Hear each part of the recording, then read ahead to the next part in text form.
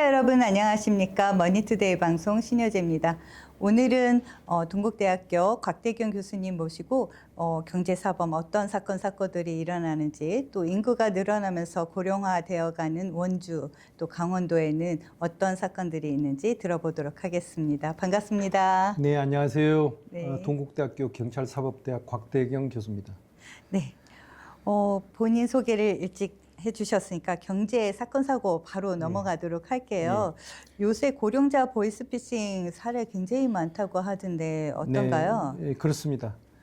사실 뭐 보이스피싱 범죄는 뭐 연령이라든지 또 성별, 그리고 이제 뭐 직업, 뭐 교육 수준 이런 거 상관없이 보이스피싱 피해를 당하는 그런 경우가 많습니다. 그런데 특히 좀 나이 드신 어르신들이 보이스피싱 범죄에 굉장히 좀 취약하다, 그런 이야기를 하고 있습니다.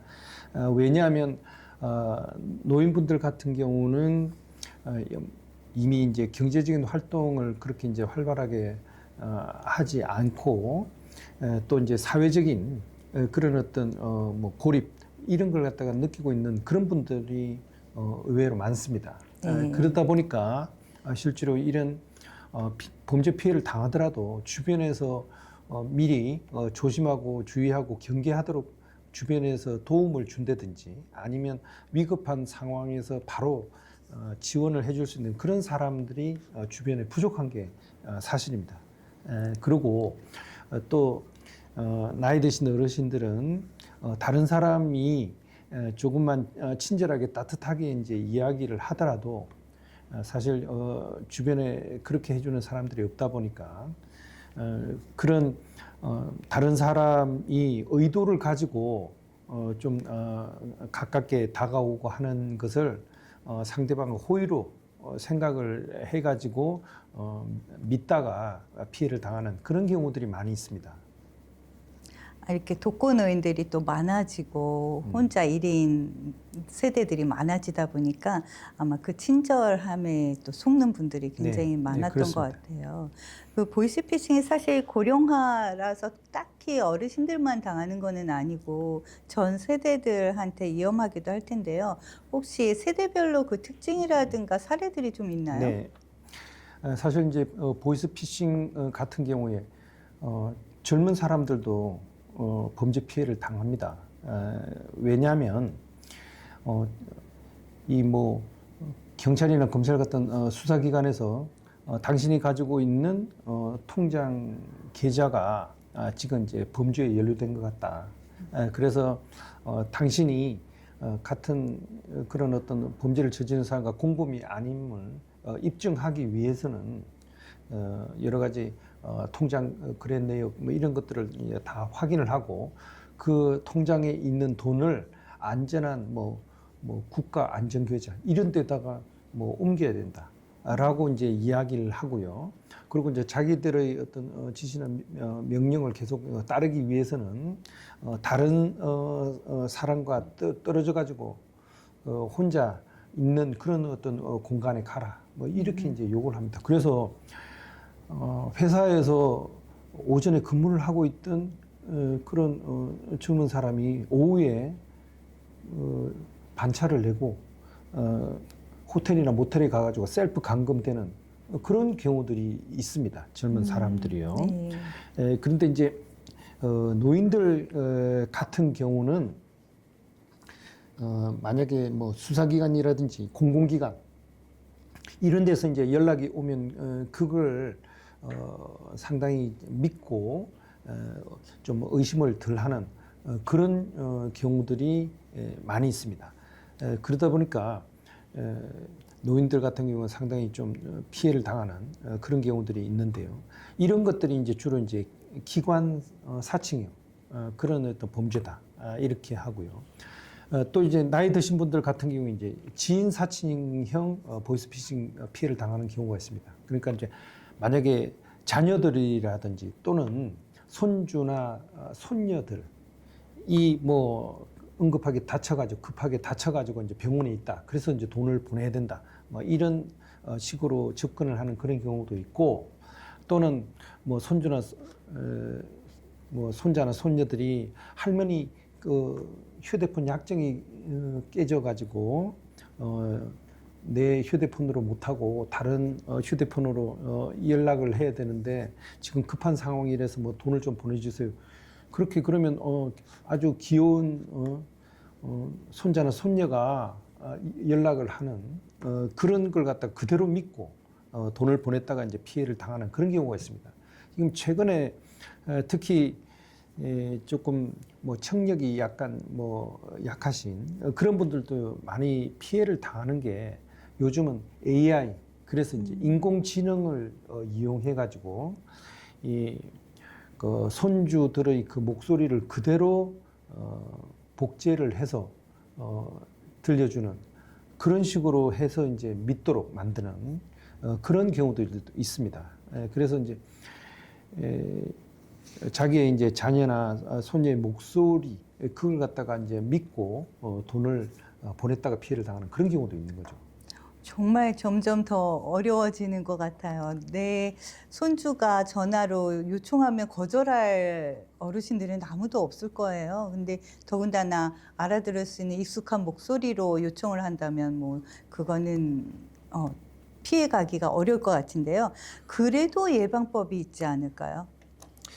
이제 가장 중요한 게 이제 보이스피싱을 막기 위해서 경찰에서 강조를 하는 것은 일단 전화를 끊고 그리고 내용을 의심을 하고 그리고 정확하게 확인을 하고 이렇게 이제 삼고 끊고 의심하고 확인하고 이 세 가지를 강조를 하고 있습니다. 뭐냐면 보이스피싱을 저지르는 사람들이 굉장히 다급하게 굉장히 위협을 하거나 굉장히 긴박한 것처럼 시간적으로 굉장히 뭐 급한 것처럼 막 이렇게 이제 다급하게 이제 막 재촉을 하는데요. 내가 분명히 요구하지도 않았는데도 불구하고 뭐 서비스를 제공한다 또는 뭐 카드가 배송이 됐는데 본인 주소와 다르냐? 그러면 이거 개인정보가 유출된 것 같으니까 뭐 어디다가 연락을 해야 된다. 그러면서 이제 전화번호를 주는 그런 경우들도 있습니다. 근데 내가 분명히 요구하지 않는 그런 어떤 서비스를 제공한다. 그러면 일단 끊는 게 필요하죠.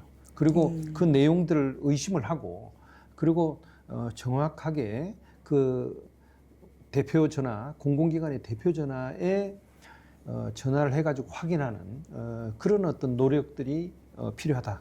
그렇게 이제 생각을 합니다. 네, 보이스피싱은 참 피해가기가 쉽지 않고 아무리 똑똑하고 뭐 이래도 당하는 경우들이 굉장히 많아서요. 이 강원도의 고령화된 도시에서는 특히 이제 피해 사례가 좀 많지 않을까 걱정이 되기도 합니다. 지역에 따라서 특정된 뭐 이렇게 이슈들이 좀 있나요? 사실 그 보이스피싱 같은 경우에 그 도시에 사시는 그런 분들 또는 뭐 시골에 계신 분들 할 거 없이 실제로 긴박한 상황에 누가 도움을 줄 수 있는 사람이 바로 옆에 있지 않으면 피해를 당하기가 쉽습니다. 왜냐하면 보이스피싱 범들은 피해자들을 심리적으로 지배하고 조종을 해서 피해자들이 뭐 다른 생각을 할 수 없게 굉장히 심리적으로 압박을 가합니다. 그래서 사실 이제 노인분들 같은 경우에 뭐 금융에 관련된 전문적인 용어를 사용하면서 젊은 사람이 빨리 어르신 이거 하셔야 됩니다. 그러면은 정확하게 판단을 못하고 그냥 젊은 사람의 지시나 요구에 그냥 그대로 따라서 응하는 그런 경우가 많아요. 특히 이제 그러다 보면 어르신들의 개인정보가 다 유출이 되고 그 결과로 은행에서 자기가 원하지도 않았던 그런 어떤 대출을 일으킨다든지 아니면 휴대폰을 다시 새로 이제 뭐 개통하게 그렇게 해가지고 그걸로 이제 소액 결제를 한다든지 하는 그런 피해를 당하는 그런 경우들이 있습니다. 그래서 사실 뭐 도시에서는 그런 주변에 사람들이 많으니까 누군가 도움을 줄 것 같지만 평소에 다른 사람과의 뭐 접촉이라든지 인간관계를 갖다 그렇게 많이 하지 않는 분들은 도시에서도 여전히 어르신들이 취약하다 그렇게 보고요.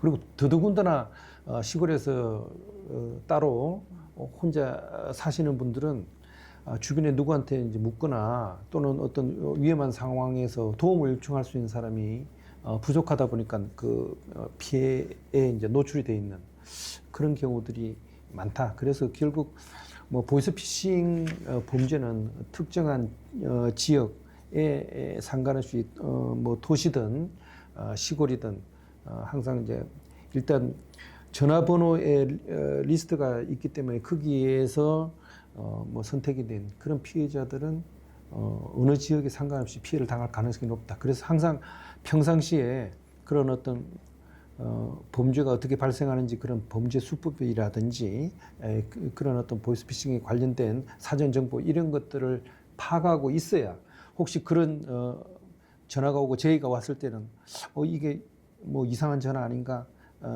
의심을 할 수 있는 그런 어떤 마음의 준비 뭐 이런 것들이 이제 돼야 범죄 피해를 좀 예방하고 줄일 수 있다. 그렇게 이야기할 수 있겠습니다. 네, 말씀해 주신 대로 예방하려면 일단 끊고 의심하고 다시 한번 확인하고 이 세 가지를 기억했다가 꼭 예방할 수 있었으면 좋겠습니다. 네, 오늘 말씀해 주셔서 너무 감사하고요. 그래도 교수님 이렇게 사건 사고 늘 다루시지만 개인적으로 또 소망이 있지 않을까 싶어요. 예, 사실 여기 뭐 강원도 네. 같은 경우는 굉장히 뭐 산이 좋은 곳이고 여러 가지 자연 환경 뭐 이런 것들이 굉장히 사람을 포근하게 이제 감싸는 그런 어떤 환경이라고 이제 생각을 한대요. 이제 저도 이제 좀 바쁜 일이 좀 이제 지나가고 자유롭게 활동을 할 수 있는 그런 시기가 오면 이런 언젠가는 또 강원도에서 네. 좀 자연과 함께 살아보는 그런 어떤 기회를 가졌으면 하는 그런 소망을 가지고 있습니다.